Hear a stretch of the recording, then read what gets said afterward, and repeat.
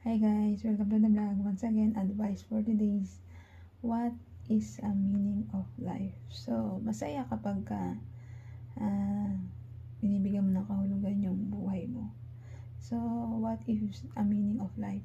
So, kung may meaning yung buhay mo, may purpose ang buhay mo para mabuhay dito sa ibabaw ng mundo, alamin mo.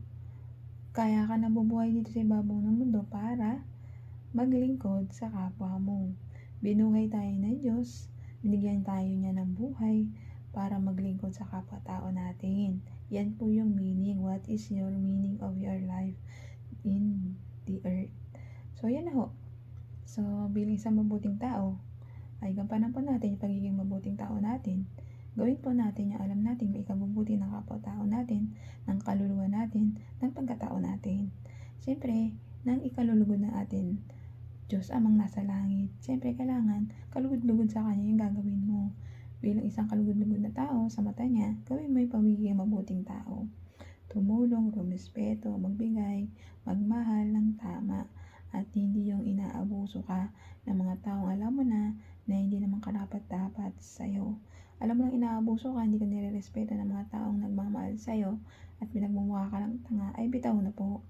Hindi tama po yung pagrespeto, pag-treat sa'yo ng ganyan ng tao. Dapat nire-respeto ka.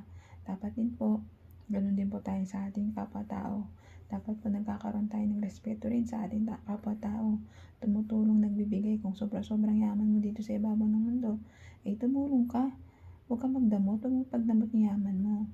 Ang purpose mo dito sa ibabaw ng mundo, tumulong, magbigay, magmahal, rumispeto, at higit sa lahat, maging magkaroon ka ng maka-Diyos sa pagkatao mo. Hindi wala kang Diyos sa pagkatao mo. Gampanan mo lamang pagiging mabuting tao. Yan ang purpose mo dito sa ibabaw ng mundo. Tumulong sa kapwa-tao natin. Wag mag-isip ng di maganda sa kapwa-tao natin. Talikuran na yung mga masasamang ginawa mo dito sa ibabaw ng mundo.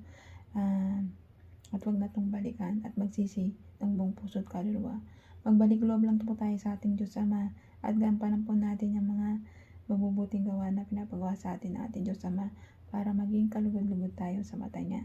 Magmahal tayo ng kapwa at magrespeto at mahalin natin magulang natin. Okay? Mahalin natin, tutulungan natin sila kung sila matanda na at hindi nila kaya mapang magtrabaho. Kumbaga kung anong ginawa ng magulang natin sa atin, ganun din po isukliin natin. Kung di na po nila kaya po magtrabaho, tayo pong gumawa ng trabaho para sa kanila. Gantihan po natin sila ng ginawa nila sa atin. Nung tayo maliit pa na inilagaan tayo. So, kung hindi na nila kaya magtrabaho, tayo naman magbalik tanong ng utang